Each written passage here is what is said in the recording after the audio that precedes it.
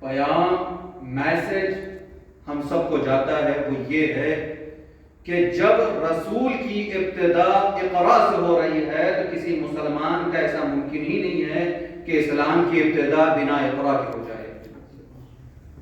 جب رسول اسلام کو اللہ نے کہا ہے کہ پڑھیے تو رسول کو اللہ نے یہ پیغام تو دیا، لیکن اصل پیغام ہمارے لیے تھا کہ تم تب تک مسلمان نہیں ہو جب تک کہ پڑھنا نہیں جانتے ہو۔ اور میں اپنی باتوں کو طولانی نہیں کروں گا، لیکن کچھ حدیثیں آپ کے سامنے پیش کروں گا اور ایک واقعہ اور زحمت کروں گا۔ علم کی اہمیت جتنی زیادہ اس قوم کے اندر بیان کی گئی ہے، کسی بھی قوم، کسی بھی مذہب، کسی بھی مسلک میں بیان نہیں کیا، اس کے باوجود سب سے زیادہ کم علم جو پایا جاتا ہے وہ ہماری قوم میں پایا جاتا ہے۔ سب سے کم اگر ایکٹیویٹی پائی جاتی ہے علم کے میدان میں وہ ہمارے۔ لیکن ہاں، یہی قوم کے سامنے جب کہہ دیجئے کہ علی باب العلم ہے تو بڑی واہ واہ کر دیں گے، واہ واہ بہت کر دیں گے۔ یہ پسند کرتے ہیں کہ ہمارے مولا کہلائیں باب العلم، لیکن یہ نہیں کہلانا پسند کریں گے کہ اس باب العلم سے علم حاصل کرنا بھی ہماری ذمہ داری ہے۔ میں جملہ بدل کر کے اگر کہوں تو آج کا معاشرہ ایسا ہے کہ جو عالم کہلانا پسند کرتا ہے لیکن عالم بننا نہیں پسند کرتا ہے، جبکہ حضرت امیر کائنات علی ابن ابی طالب ارشاد گرامی ہے، وہ ارشاد فرماتے ہیں لو یحصل العلم بالمنى۔ بہت شاعری کا آپ لوگ واہ واہ کرتے ہیں، دیکھتے ہیں مولا علی کی شاعری پہ کتنے لوگ خوش ہوتے ہیں۔ مجھے واہ واہی نہیں چاہیے، اس پر عمل کر کے دکھائیے گا، کیونکہ مولا کو بھی واہ واہی پسند نہیں تھی، مولا کو عمل پسند تھا۔ مولا ارشاد فرماتے لو یحصل العلم بالمنى لما كان في البریۃ جاہل۔ اگر علم تمنا کرنے سے حاصل ہو جاتا تو زمین پر کوئی بھی جاہل نہ رہتا۔ لو یحصل العلم بالمنى، اگر تمنا کرنے سے صرف حاصل ہو جائے علم، لما كان في البریۃ جاہل، کوئی بھی زمین کے اوپر، لما كان في البریۃ، کبھی بھی زمین کے اوپر کوئی جاہل ہی نہیں رہتا۔ اب مولا کیا ارشاد فرماتے ہیں اجہد ولا تکسل ولا تک غافلا، جاؤ کوشش کرو، کاہلی سے کام مت لو، ولا تک غافلا، اور غفلت کی زندگی مت گزارو، فندامت العقبی لمن یتکاسل، کہ وہ ہمیشہ نادم ہوگا اپنی عاقبت پر کہ جس نے کاہلی سے کام لیا۔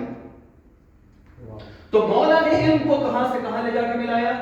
مولا نے علم کو معیشت کے میدان، قیامت کے میدان سے ملایا کہ اگر تم نے دنیا میں علم حاصل نہیں کیا ہے تو آخرت میں تمہیں ندامت اٹھانی پڑے گی۔ اب آئیے اس کی ضمن میں ایک دوسری حدیث سنیے۔ ہمارے اوراق کے چوتھے امام، امام زرتشتی علیہ السلام، میں اپنی باتیں بہت کم کروں گا، صرف امام کی باتیں آپ کے سامنے پیش کروں گا۔ لو يعلم الناس ما في طلب العلم لطلبوه ولو بسفك المهج وخوض الدجج۔ لوگوں کو اگر معلوم ہو جائے کہ علم کے اندر کتنے فائدے ہیں تو لوگ علم حاصل کر کے رہیں گے، چاہے اس کے لیے انہیں آگ کی دریا پار کرنا پڑے یا پھر خون اپنا بہانا پڑے۔ آپ کے پانچویں امام ارشاد فرماتے ہیں کہ اگر اللہ مجھے اجازت دیتا اس بات کی کہ میں اپنے اصحاب کے سر پر کوڑے ماروں علم حاصل کرنے کے لیے تو میں کوڑے مارتا۔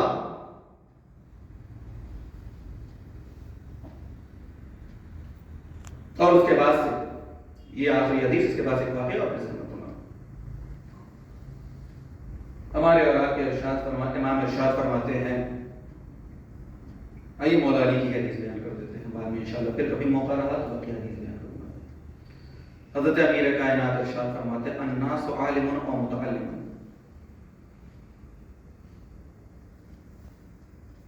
لوگ صرف دو ہی طریقے کے ہوتے ہیں، یا تو علم حاصل کر رہے ہیں یا علم کسی کو دے رہے ہیں۔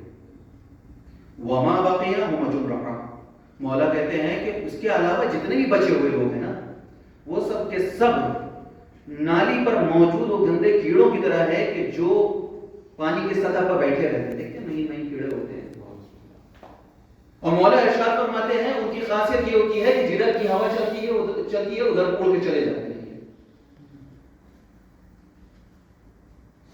اور یہ جملہ آپ اپنی زندگی میں یاد رکھیے گا. سب اپنے طور پہ اس جملے کے ذمہ دار ہیں. میرا کام ہے اب تک پہنچا دینا. آپ کی ذمہ دار ہیں کہ اس پہ کتنا عمل کرتے ہیں. بدبخت ہے وہ شیعہ، بدبخت ہے وہ مولا کا چاہنے والا کہ جو یہ بات تو مانتا ہے کہ مولا باب العلم ہے، علم کا دروازہ ہے، لیکن دن بھر میں ایک مرتبہ بھی مولا کے دروازے پہ حاضری نہیں دیتا.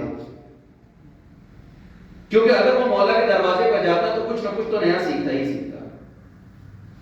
اگر ہم اپنے 24 گھنٹے میں کچھ نیا نہیں سیکھ رہے ہیں تو اس کا مطلب یہ ہے کہ 24 گھنٹے میں ہم نے ایک مرتبہ بھی مولا کے دروازے پر حاضری نہیں کی. اس حدیث کو کبھی اس اینگل سے سوچا ہے آپ نے؟ رسول نے فرمایا انا مدینۃ العلم وعلی بابها ومن اراد المدینۃ فلیأت من بابها، کہ میں شہر علم ہوں اور علی اس کا دروازہ ہے، اور جو بھی علم حاصل کرنا چاہتا ہے وہ دروازے سے آئے. تو رسول اللہ کیا بتانا چاہ رہے ہیں اس میں؟ کہ اگر تم دن بھر میں ایک مرتبہ بھی علی کے دروازے پہ آئے ہوتے تو ضرور کچھ نہ کچھ نیا تو ضرور سیکھتے، کچھ نیا ضرور جانتے. لیکن کتنی بڑی بدبختی ہے کہ علم کا دروازہ ہمارے پاس موجود ہے، اس کے باوجود ہم دروازے کو چھوڑ کر پوری دنیا کی خاک چھان رہے ہیں. ہمارے پاس دروازے کے طور پر نہج البلاغہ موجود ہے. مولا علی کا ایک دروازہ نہج البلاغہ ہے، ایک دروازہ اللہ کی کتاب قرآن ہے. مولا علی کا ایک دروازہ صحیفہ سجادیہ ہے، ایک دروازہ صحیفہ کاملہ ہے، ایک دروازہ اصول کافی ہے، ایک دروازہ من لا یزر الفقیہ ہے، ایک دروازہ تہذیب ہے، ایک دروازہ استبصار ہے. اس دنیا میں جتنے بھی علوم موجود ہیں وہ سارے کے سارے مولا علی کا دروازہ ہیں. سبحان اللہ. اور جو دروازہ چھوڑ دیتے ہیں ان کا کیا حشر ہوتا ہے؟ حضرت رسالت مآب محمد مصطفیٰ صلی اللہ علیہ وسلم اطلبوا العلم ولو بالصین، علم حاصل کرو چاہے تمہیں چین جانا پڑے. آئیں گے کچھ لوگ آپ کو ممبر سے اٹھ پٹانگ باتیں بتانے کے لیے، کہیں گے کہ چین لفظ تو آتا ہی نہیں عربی میں، وہ سین جو ہے اس سے مراد نجف ہے. اس طریقے کی باتیں کرنے کے لیے لوگ آ جائیں گے. ایک جملہ یہاں کہہ رہا ہوں، یاد رکھیے گا کہ فضیلت گڑھنے کی ضرورت ان کے حق میں پڑتی ہے کہ جن کے پاس فضیلت کی کمی ہوتی ہے. جو فضیلتوں کا سمندر ہے اس کو فضیلتوں کی ضرورت نہیں ہوتی کہ آپ کڑھیے اس کے حق میں. علی کو فضیلتوں کی کمی نہیں ہے کہ آپ زبردستی لفظ سین سے چین کو نہ ثابت کریں کہ یہ نجف مراد ہے اس سے. سنیے اصل اس حدیث کا پورا واقعہ کیا ہے. اگر آپ وقت دیں تو میں جلدی سے بیان کیے دیتا ہوں. اطلب العلم ولو بالصین، رسول نے فرمایا علم حاصل کرو چاہے تمہیں چین جانا پڑے. اور اتنا سننا تھا کہ اصحاب رسول کہ جنہوں نے کبھی در اہل بیت میں حاضری نہیں دی وہ سب کے سب نکل پڑے چین کے سفر کے لیے. دیکھیے ایسا نہیں ہے کہ انبھکت سے کسی زمانے میں موجود ہے، انبھکتی ہر زمانے میں ہوئی ہے. یہ خوارج جو نکلے ہیں نا یہ بھی اسی انبھکتی کا نتیجہ ہے، جن کو کہا تھا بلائنڈ فالوور، کہ اگر جو ہے وہ نوکے نیزہ پہ قرآن اینٹ بھی رکھ کر کے بلند کر دیا تو سمجھتے ہیں قرآن ہے. تو یہ بھی اسی ٹائپ کے تھے. جیسے ہی سنا کہ رسول نے کہا چین جانا پڑے تب بھی جا کر کے علم حاصل کرو، تو یہ سارے کے سارے لوگ اپنا زیادہ سفر باندھ کر کے اونٹ پہ لاد کر کے نکل پڑے چین کی طرف. اب چین کی طرف نکل پڑے. اچھا رسول اللہ نے چین کا لفظ اس لیے استعمال کیا تھا کیونکہ اس زمانے میں سب سے سخت ترین سفر جو تھا وہ چین کا تھا، کیونکہ چین کا سفر کرنے میں ریگستان بھی آتا تھا، سخت ترین حالات کرنی ہے. جو جغرافیہ پڑھے ہوئے ہیں، جو تھوڑا بہت بھی میپ پہ نظر رکھے ہوئے ہیں گوگل ارتھ پہ، وہ متوجہ اچھی طرح سے ہو پائیں گے. ریگستان کا بھی ایریا ہوتا ہے، پہاڑ اور جنگلوں کا بھی ایریا ہوتا ہے، برفیلے علاقے بھی آتے ہیں، مسطر زمین بھی آتی ہے، ریگزار زمین بھی آتی ہے. ہر طریقے کے حالات ہر موسم کا سامنا کرنا پڑتا ہے چین جاتے وقت. ہر طریقے کے جانور، ہر طریقے کے زہریلے کیڑے مکوڑے اس راستے میں مل جاتے ہیں. تو کہا یہ جاتا تھا کہ جو ایک مرتبہ چین چلے گیا تو وہ واپس آ جائے، یہی بہت بڑی غنیمت کی بات ہے. کہ چین کا سفر یہ لوگ کرنے لگے. اور جب مدینے کے باہر پہنچے ہیں تو دیکھتے کیا ہے کہ وہاں پہ سلمان فارسی موجود ہیں، سلمان محمدی موجود ہیں، کچھ تلاش کر رہے ہیں وہاں پر. تو یہ جو حضرات تھے یہ آئے آ کے کہنے لگے کہ سلمان کیا تلاش کر رہے ہو؟ سلمان نے کہا کہ میری ایک چیز ہے کھو گئی ہے، وہ تلاش کر رہا ہوں. کہا کیا چیز کھو گئی؟ کہا میرا سوئی کھو گئی ہے یہیں پہ. اور بعض روایتوں میں دوسری چیزیں لکھی گئی ہیں، مقصود وہ نہیں ہے، وہ بس مقصد یہ ہے کہ کھو گئی کوئی چیز. کہنے لگے اچھا اگر تمہاری چیز کھو گئی ہے تو کیا ہم بھی تمہاری مدد کریں؟ کہا اچھا سلمان محمدی نے کہا بالکل مدد کیجیے، چشم بسم اللہ. بھائی دیکھیے ایسا ہے کہ سلمان ان لوگوں میں سے ہیں کہ جو ماں سوائے اللہ، محمد عربی اور علی ابن ابی طالب کے کسی سے مدد نہیں مانگی کبھی زندگی میں. تو اب یہ جو لوگ تھے ان لوگوں کے دل میں یہ شوق جگہ بھائی سلمان نے پہلی مرتبہ ہم لوگوں سے مدد مانگی ہے، جلدی سے کود پڑے اپنے اپنے ناپوں سے اور تلاش کرنے لگے. بڑے دیر تلاش کرنے کے بعد سے جب سامان نہیں ملا تو پوچھنے لگے کہ سلمان یہیں پہ کھویا تھا یا کہیں اور کھویا تھا تمہارا سامان؟ کہ نہیں سامان تو مدینے کے اندر کھویا ہے، بس کھوج یہاں پر ہے. تو لوگوں کہا سلمان تمہارے پاس عقل نام کی کوئی چیز ہے کہ نہیں ہے؟ سامان کھویا ہوا ہے مدینے کے اندر، تلاش یہاں کر رہے ہو. سلمان نے کہا تمہاری عقلوں پہ پتھر پڑے ہوئے ہیں کہ سارا علم مدینے کے اندر موجود ہے، سارا علم مدینہ العلم میں ہے اور تم کھوجنے کے لیے چھین جا رہے ہو. صلوات پڑھے محمد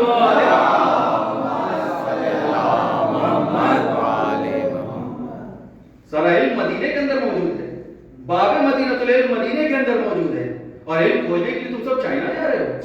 تو عزیزان گرامی یہ کب ہوتا ہے کہ جب انسان کے پاس صحیح لیڈر ہو، صحیح رہبر ہو. انشاءاللہ صحیح لیڈر اور رہبر پہ گفتگو پھر کریں. لیکن عزیزان گرامی ان تمام باتوں کے درمیان علم انسان کے اندر آئے تو انسان کے اندر احساس ہونا بہت ضروری ہوتا ہے. اگر احساس موجود نہ ہو تو وہی علم انسان کے لیے ابلیس والا کام کرتا ہے. احساس بہت اہم چیز. جو لوگ کربلا کے میدان میں امام حسین کو مارنے کے لیے آئے تھے، قتل کرنے کے لیے آئے تھے، آپ تصور کریں کیسے ممکن تھا کہ لوگ امام حسین کو قتل کر دیں. جن لوگوں نے رسول اللہ کے دوش پہ سوار نہیں دیکھا، جن لوگوں نے بارہا دیکھا کہ رسول اللہ گلا چوما کرتے تھے، جن لوگوں نے بارہا دیکھا کہ رسول اللہ ان کی خاطر سواری بن جایا کرتے تھے، کیسے ممکن ہوا کہ حسین جیسی ذات کو قتل کر دے؟ جبکہ حسین بار بار کہنے کہ دیکھو مجھے قتل کر دینے کے بعد سے نجات کا راستہ بند ہو جائے گا تمہارے اوپر. انشاءاللہ اس موضوع کو بھی میں حل کروں گا پھر کسی تقریر میں. لیکن آج کے لیے بس اتنا ہی کہ ان کے اندر احساس نہیں تھا. حافظ قرآن تھے، حج کر کے لوٹے تھے، بڑے ہی پارسا تھے، تہجد اور نماز کے پابند تھے، لیکن پھر بھی حسین کو قتل کر دیا. کیوں؟ کیونکہ احساس نہیں تھا ان کے اندر موجود. آپ خود سوچئے کہ 6 ماہ کے بچے کو امام حسین لے کے کربلا کے میدان میں آ گئے اور پانی تک نہیں دیا. یہ کس بات کی دلیل ہے؟ امام حسین یہ دکھانا چاہتے ہیں کہ جانور کے اندر بھی احساس موجود ہے، لیکن یہ جانور سے بدتر ہے، ان کے اندر احساس موجود نہیں ہے. عزیزان گرامی، آپ نے ابھی جناب علی اکبر کے بارے میں پڑھا. اسی احساس سے متعلق ایک بات میں آپ کے سامنے پیش کرنے جا رہا ہوں کہ علم انسان کے پاس آ جائے، علی اکبر جیسی اولاد کہ جو مولائے کائنات امام حسن، امام حسین اور عباس، جناب زینب عالمہ غیر معلمہ امام زین العابدین، ان سب کے درمیان پلے بڑے ہوں. علم کا معیار سوچے کیا ہوگا ان کے، کتنے بڑے عالم ہوں گے. یعنی ان کے جیسا علم کسی کے پاس زمانے میں نہیں ہو.